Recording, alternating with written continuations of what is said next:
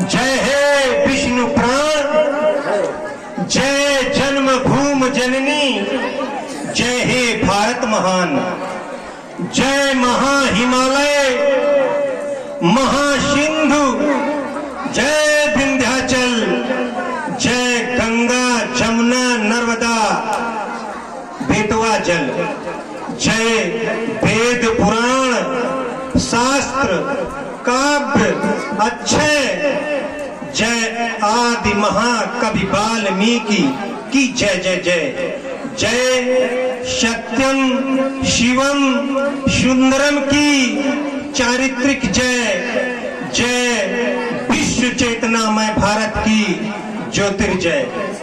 यह पवित्र यज्ञ भूमि आर्यावर्त, आप कहीं भी जाएंगे तो यज्ञ होता हुआ मिलेगा, क्योंकि यज्ञ हमारी संस्कृति है। आज यह मिथिला नगर यज्ञ भूमि है, आज यह मिथिला नगर यज्ञ भूमि है। और कहा तो गया है यहाँ के लोगों के बारे में, पूरे नर नारी सुभग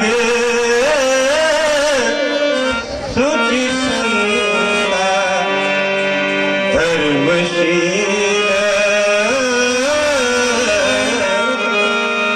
ज्ञानी गुणवंता।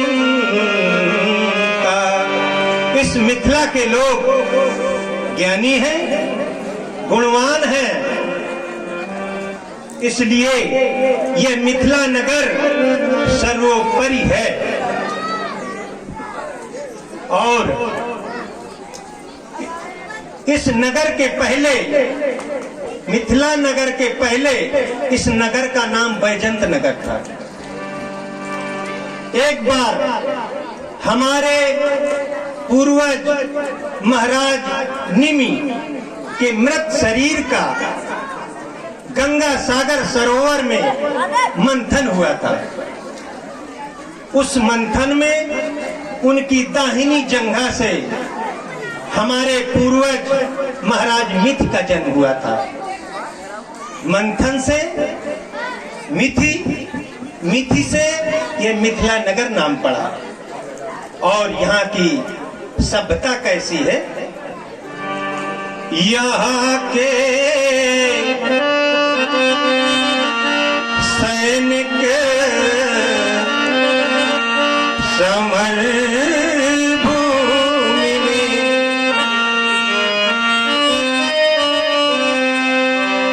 गाया करते गीता, यहाँ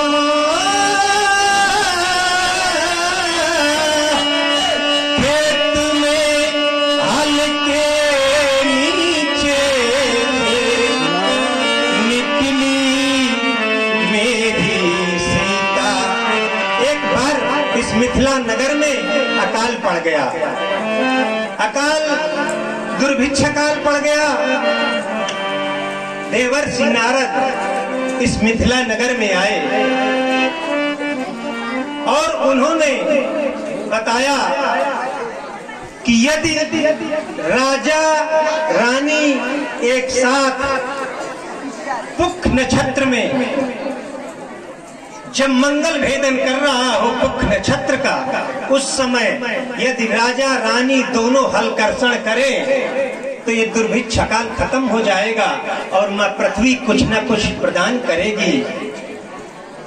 एक समय ऐसा आया कि दिन मंगलवार, नक्षत्र पुख, वैशाख माह माधव मास में राजा रानी ने हल कर्षण किया।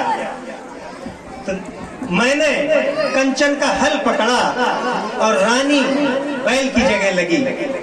तो बैल की जगह जब रानी खींचने लगी, प्रजा पुत्रवत होती है, अपने पुत्रों के लिए जब माँ एक माँ का सीना चीरने लगी तो माँ वो भी रोने लगी और माँ ये भी रोने लगी।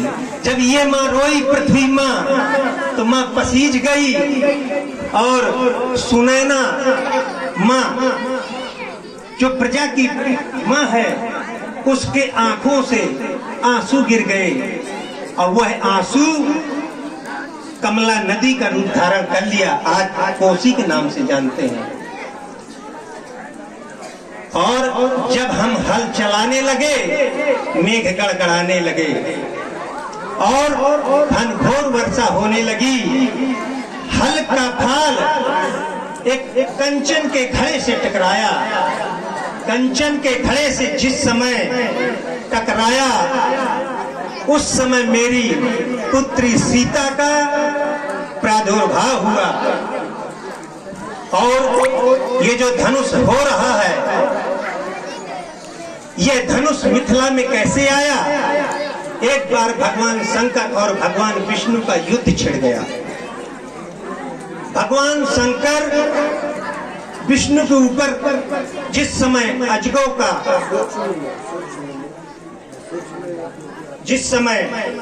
अजगौ का चढ़ाने लगे, चलाने लगे, तो भगवान विष्णु की हुंकार से अजगौ स्तंभित हो गए। जिस समय स्तंभित हुए, भगवान शंकर ने इनका परित्याग कर दिया और हमारे पूर्वज राजा देवरात को बुलाया और कहा कि राजा देवरात, ले जाओ इनको अपने महलों में, इनकी निरंतरेण पूजा अर्चन होना चाहिए। अतः चलो तत्परता से सब कार्य आज करना होगा। इस जनक नगर की मकशाला में भक्ति भाव भरना होगा। तुम दिखला दो हम आर जगत में मानवता से दिलाएंगे। दानव यादव प्रिय भाव को दिल सब दूर भगाएंगे।